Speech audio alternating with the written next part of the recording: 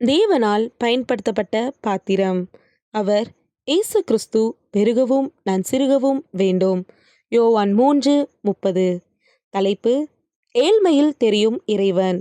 இன்றைய மிஷனரி புனித லாரன்ஸ். மண்ணில் பிறந்தது அறியப்படவில்லை, விண்ணில் சென்றது கிபி 258 ஆண்டு. ஊர் ஆஸ்கா, ஸ்பானியா. நாடு ஸ்பெயின். தரிசன பூமி ரோம்.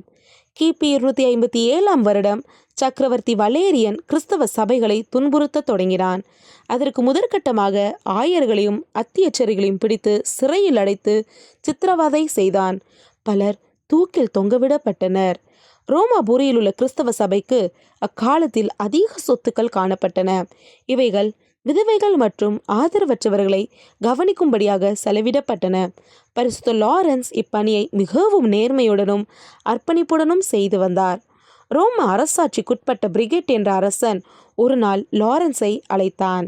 திருசபையின் சொத்துக்கள் அனைத்தும் தன்னை சேர வேண்டும் எனவும் 3 நாட்களுக்குள் அவைகளை ஒப்படைக்கவும் ஆணையிட்டான். லாரன்ஸ் உத்தமத்தில் நிலைநிற்பவர் அல்லவா? எனவே அன்றைய திருசபையின் சொத்துக்கள் அனைத்தையும் விற்று அவைகளை முடவர்கள், பார்வையற்றவர்கள், விதவைகள், ஆதரவற்றோர் மற்றும் ஏழைகள் அனைவருக்கும் பகிர்ந்தளித்தார். பின்னர் அம்மக்களை அவ்வரசனிடம் அழைத்து சென்று, இவர்களே திருச்சபையின் சொத்துக்கள் என்றார். இதனை கண்ட அவ்வரசன் கடும் கோபத்துடன் லாரன்ஸை பிடித்து கை கால்களை கட்டி இரும்பு கட்டிலில் படுக்க வைத்து கீழே தீமூட்ட செய்தான்.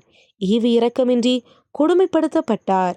சுடர்விட்டு எரியும் நெருப்பிலும் அவர் முகம் தேவதூதனைப் போல காட்சியளித்தது. வெகு நேரம் சென்ற பின்பு இவர் அரசனை நோக்கி, எனது உடல் நன்றாக வெந்துவிட்டது, இப்போது நீர் இதை எடுத்து உண்ணலாம் என்று சாந்தமாக பதிலளித்தார். பக்தர்கள் இவர் சடலத்தை எடுத்து அடக்கம் செய்தனர்.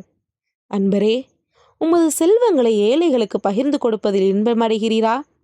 வாழ்விலிருந்து வாழ்வுக்கு உன்னை அநேகத்தின் பேரில் அதிகாரியாக்குவேன். உன் எஜமானின் சந்தோஷத்துக்குள் பிரவேசி என்கிறார் இயேசு கிறிஸ்து.